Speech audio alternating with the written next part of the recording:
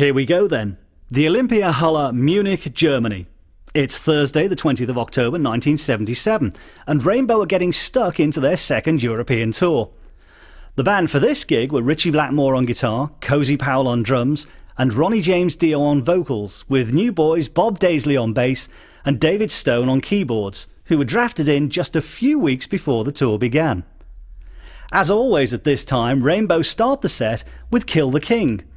Although a studio version wouldn't appear on vinyl until the long-lived rock and roll album in 1978, the track had been written back in early 1976 during rehearsals for the first European tour. Working on a set list, they decided that they were short of a suitably fast and furious set opener, something which fulfilled the role that Byrne had done for Deep Purple from 1973 onwards. Kill the King worked so well that they decided to keep it for the 77 shows too. The stage version features far more keyboard work, however, than the studio take, while the lyrics, according to Ronnie James Dio, actually relate to a chess match. This show was very late starting. In fact, it almost got pulled altogether. 2 nights before, trouble had begun at Rainbow's show in Austria, when Ritchie saw heavy-handed security staff shoving and pushing around some of the fans down at the front of the stage. He took a bottle of beer and emptied it over the main offender. Tempers rose, however, and fisticuffs inevitably followed, and as a result Ritchie was arrested and jailed overnight for thumping one of the guards. The Munich gig was scheduled for the 19th, but with Ritchie in jail they decided to put it back a day and hoped that the lawyers could sort things out.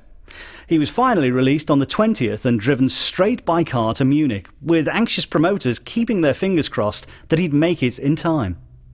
In normal circumstances, they would probably have cancelled the gig, but as German TV was set up to film the event for the long-running Rockpalast programme, it was important to try and save the show.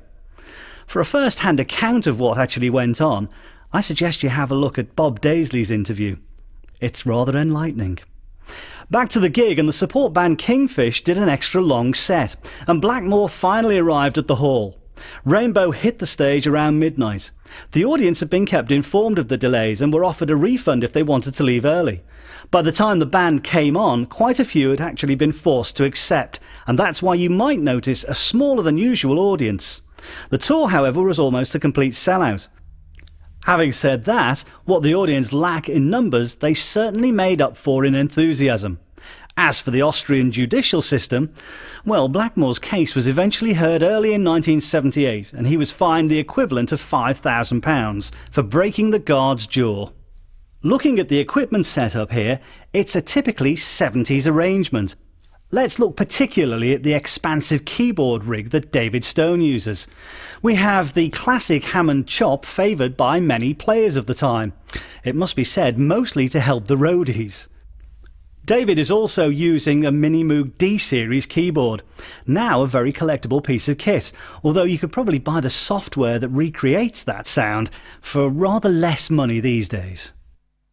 As Ronnie would say during each set, it's time to introduce the Rainbow. Here's a great example of the visual effects it was capable of. Along with a couple of backdrops, it formed the main focus of the stage set. Standing over 29 feet tall and spanning 40 feet, it contained over 3,000 coloured bulbs and cost a staggering, at the time, £40,000 to make. It was developed by the specialist tour lighting company C Factor in New York in the summer of 1975. They built it in 4 15-foot sections to ease erection on stage and, of course, dismantling it afterwards.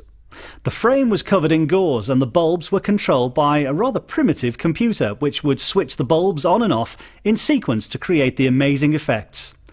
Nothing like it had been seen before, and it could prove quite a mesmerising experience from the auditorium. The inspiration for the unit had come to Blackmore at the California Jam Festival, which Deep Purple had headlined back in 1974. The stage there had been straddled by a large painted wooden rainbow which ran behind the back line. After he formed his new group, Blackmore recalled the event and asked if something along the same lines could be made for touring. The prop proved very expensive to take on the road, however. For the 1977 European tour alone, the bills for transporting and running it came to over £50,000. During 1978, Rainbow began to gig more in America and take some support slots. As it would clearly have been a very hard act to follow, the electronic Rainbow was quietly retired and never returned. Fans have since speculated on where it ended up. There were, of course, rumours that it was sold to a dolphin marine park, while Ritchie told one journalist they'd actually thrown it overboard from a transport ship on the way back from Japan in 1978, which was the last tour that it appeared at. Anyone, however, hopefully keeping an eye on eBay might have a long time to wait before it appears. This particular tour saw them playing over 40 dates over the continent, and had been due to begin in Helsinki